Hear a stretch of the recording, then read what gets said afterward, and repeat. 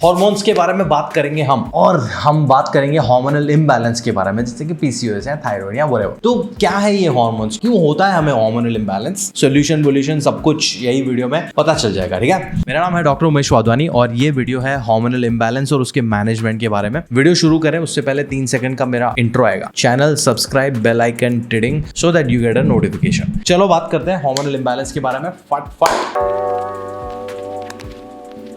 Alright, सो hormonal imbalance को समझने के लिए ऑफ कोर्स हमें हार्मोन्स को समझना पड़ेगा, है ना। हार्मोन काफी सिंपल शब्द है यार। हार्मोन्स है ना तुम्हारी बॉडी का केमिकल मैसेंजर है, ठीक है। तो मैं हमेशा बोलता रहा हूं ना कि हमारी बॉडी का प्राइम मिनिस्टर या कंट्रोल सेंटर है हमारा ब्रेन, और हमारा ब्रेन हमारे बॉडी के ऑर्गन्स को 2 तरीके से कंट्रोल करता है। एक नर्व्स के थ्रू, इलेक्ट्रिकल सप्लाई के थ्रू। हमारे ब्रेन में से और स्पाइनल कॉर्ड में से बहुत सारे नर्व्स निकलते हैं, वो हमारे पूरी बॉडी को सप्लाई कर रहे हैं। एक बहुत ही सिंपल एग्जांपल मैं बहुत बार दे चुका हूं, वापस से दे रहा हूं। यहाँ पे एल्बो पे आपको कभी ना कभी करंट लगा होगा, बिकॉज हमारी बॉडी की एक ही सुपरफिशियल नर्व है। यूजुअली सारी जो नर्व्स है ना, इलेक्ट्रिकल तारे जो निकल रही है वो डीप है, स्किन, फैट, मसल के लेयर के नीचे। बट एक नर्व है ये यहाँ पे वो बहुत बार ऐसे कहीं टकरा जाती है तो हमें करंट लगता है, राइट। Same electrical supply. तो वो ब्रेन ऑर्डर दे रहा है और हमारे सारे बॉडी के पार्ट्स मूव हो रहे हैं। That's one way your brain handles और मैनेजेस योर बॉडी पार्ट्स, है ना। दूसरा है chemical, and that's what hormones are. तुम्हारे ब्रेन में कोई जगह है, वहां से कुछ केमिकल निकलेगा, वो ब्लड में जाएगा, ब्लड में से ट्रैवल होकर दूसरी जगह पे जाएगा, दूसरी जगह पे जाके ऑर्डर देगा कि भाई ये करना है। तो think of your hormones as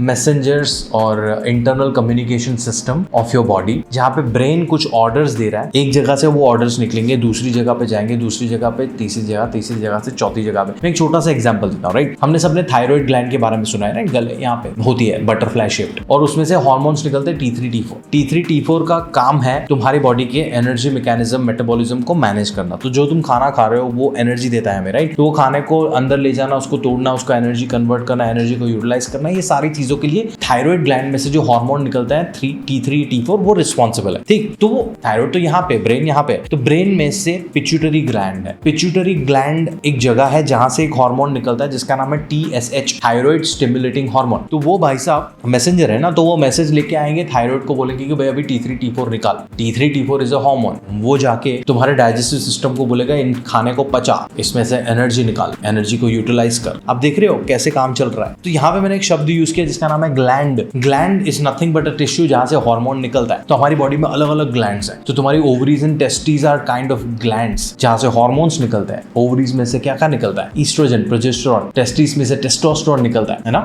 adrenal gland है, थायराइड है, पैंक्रियाज है, सो मेनी। याद रखने की जरूरत नहीं है हमें कुछ याद रखना नहीं है। अभी तक इतना ही याद रखो कि हार्मोन्स केमिकल मैसेंजर है जिसके थ्रू तुम्हारा ब्रेन तुम्हारे बॉडी के फंक्शंस को मैनेज करता है, ठीक है। अभी ये जो तुम्हारी बॉडी में जितने भी फंक्शंस चल रहे हैं ना, एवरीथिंग, खाने को पचाना, उसको एनर्जी में कन्वर्ट करना, डाइजेशन, एब्जॉर्प्शन, तुम्हारे muscle movement, muscle growth, repairing, immunity, सब बॉडी फंक्शंस के लिए कोई ना कोई हार्मोन है। रिप्रोडक्टिव सिस्टम के लिए हार्मोन है, मेमोरी, ब्रेन, कंसंट्रेशन, सबके लिए हार्मोन है, मेंटल हेल्थ के लिए हार्मोन्स हैं। तो इन सारी एक्टिविटीज और इन फंक्शंस का नॉर्मल वे में काम करने के लिए ये जो भी हार्मोन्स हैं उनका सही लेवल में होना बहुत जरूरी है। उनका लेवल ऊपर गया तो भी दिक्कत, नीचे गया तो भी दिक्कत। फॉर एग्जांपल थायराइड की बात करते हैं, तो थायराइड का T3 T4 का जो काम है, अगर सही चल रहा है तो एवरीथिंग इज फाइन, तुमने खाना खाया, एनर्जी निकला, यूटिलाइज किया, life good. But for some reason T3 T4 अगर नीचे है, खाना सही खा रहे हो तुम पर वो टूट नहीं रहा है, उसमें से एनर्जी सही से नहीं निकल रही, एनर्जी निकल नहीं रही तो तुम यूटिलाइज नहीं कर रहे हो, तो होगा क्या?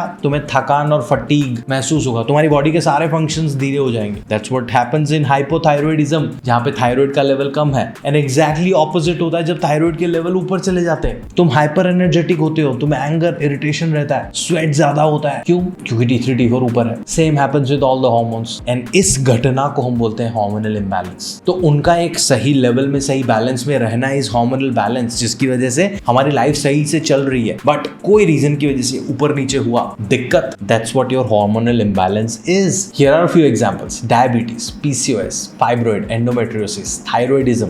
मर्दों में कुछ चीजें होती हैं, गायनेकोमेस्टिया, बहुत सारे लड़कों को ब्रेस्ट आ जाते हैं, इरेक्टाइल डिसफंक्शन, हार्मोनल इम्बैलेंस है, loss of muscle, hormonal imbalance की वजह से होता है। You are finding it difficult to grow muscles, hormonal imbalance. तुम्हारा ओबेसिटी, तुम कैलोरीज खा रहे हो वो सही से यूटिलाइज नहीं होकर स्टोर हो रही है, could be because of hormonal imbalance. तो ये सारी चीजें हार्मोनल इम्बैलेंस की वजह से हो रही है। आप बोलोगे कि होता क्यों है, बता रहा हूं ना। So there are 3 categories I will put the causes in. सबसे पहला, देयर आर सर्टेन सिचुएशंस जहां पे तुम्हारी बॉडी का इम्यून सिस्टम तुम्हारे अगेंस्ट काम करता है, जिसको हम बोलते हैं ऑटो इम्यून। उसमें होता क्या है कि तुम्हारा इम्यून सिस्टम तुम्हारे ग्लैंड्स को, जहां से हार्मोन निकल रहा है, उसको अपना दुश्मन मान के उस पर अटैक करता है। तो उस पर इंजरी होता है तो तुम्हारा हार्मोन सही से प्रोड्यूस नहीं होता है, and that could be one of the reasons. ना ऑटो इम्यून का रीजन हमें पता ही नहीं है कि क्यों हो रहा है। It is what it is.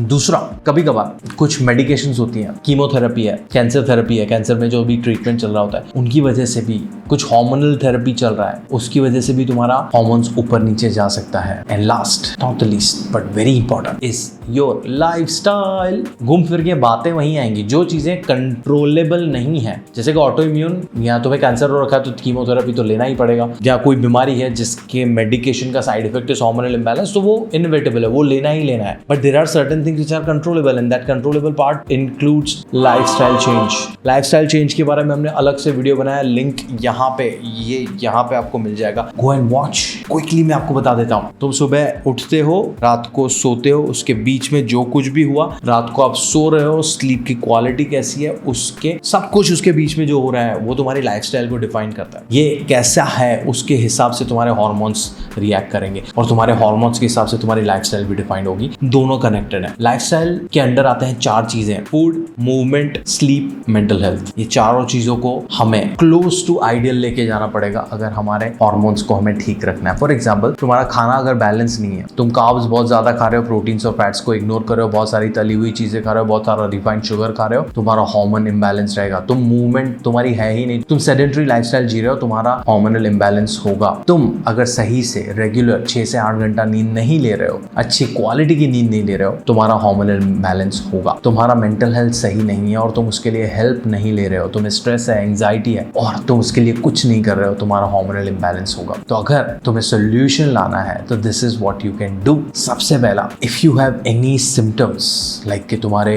Periods regular नहीं है, तुम्हारा विदाउट एनी रीजन वजन बढ़ता जा रहा है, तुम्हें फटीग फील हो रहा है, तुम्हें मसल पेन हो रहा है, तुम्हें रात को सही से नींद नहीं आ रही है, तुम्हें क्रेविंग्स बहुत ऑड टाइम्स पे हो रहा है, तुम्हें मूड स्विंग्स हो रहा है, go and consult a doctor, get a specific diagnosis done. पता लगाओ कि वो क्यों हो रहा है। There are blood reports available, there is a sonography available, there are so many test available to find out कि तुम्हारे हार्मोनल लेवल्स क्या है, और उसके हिसाब से पहले एक्ट करना शुरू करो। बिकॉज अगर कोई कंडीशन की वजह से वो ऊपर नीचे जा रहा है तो टेम्पररी हार्मोनल पिल्स लेके या इंटरवेंशन लेके उसको तुम फिक्स कर सकते हो शुरुआत में, बट वो रिलैप्स ना हो, तुम्हें लाइफ टाइम वो प्रॉब्लम वापस से ना आए, उसके लिए तुम्हें लाइफस्टाइल चेंज करना पड़ेगा। तुम्हें तुम्हारी नींद बेहतर करनी पड़ेगी, तुम्हें अच्छा खाना शुरू करना पड़ेगा, तुम्हें मूवमेंट ऐड करना पड़ेगा, तुम्हें मेंटल हेल्थ सपोर्ट लेना पड़ेगा। These are the things which are needed. और मैं स्पेसिफिक पिन पॉइंट करके आपको बता नहीं सकता because I don't know about your health as yet. That's the reason why you should always be in touch with the health coach and your doctor. अगर तुम्हें ये सारे सिम्टम्स हैं जो मैंने आपको बताया, see there are certain conditions which are very common. Her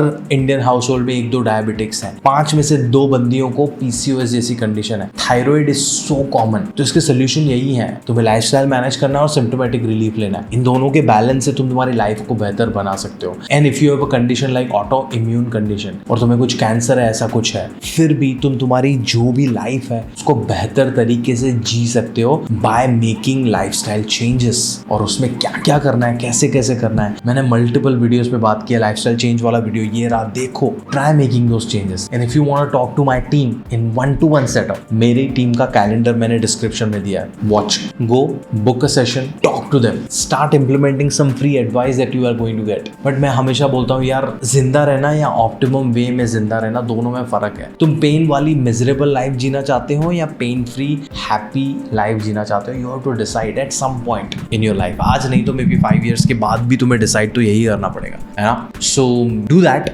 this was my video on hormonal imbalance. If there was anything that I missed out out on, do let me know in the comment section, and do share this video with your friends and family members because it's very important. With regards to specific conditions like PCOS, thyroid, diabetes, मैंने specific videos बनाए हुए हैं जिसके links मैं यहाँ पे छोड़ दूंगा, to check them out. तो ये रहा PCOS का link, ये रहा diabetes का link और ये रहा thyroid का link. Check them out. And मैं आपको मिलता हूँ मेरे अगले वीडियो में. तब तक के लिए ध्यान रखो. और बहुत बार ऐसा होता है ना कि कोई पॉपुलर शो के बारे में इतनी बात कर लेते हैं हम इंटरनेट पे कि आपको ऐसा लगता है कि यार छोड़ना यार, बहुत बात हो गई इसके बारे में, मेरे को देखना ही नहीं है ना. गेम ऑफ थ्रोन्स, फ्रेंड्स, असुर, बिकॉज बहुत सारे लोग उसके बारे में बात कर रहे हैं. चलो तुम शो देखो या ना देखो, जियो सिनेमा को या वार्नर ब्रोस को घंटा कोई फर्क नहीं पड़ेगा. But hormonal imbalance, lifestyle change के बारे में अगर लोग बात कर रहे हैं तो वो सीरियस है, तुम्हारी हेल्थ को फर्क पड़ेगा. सोचो इसके बारे में.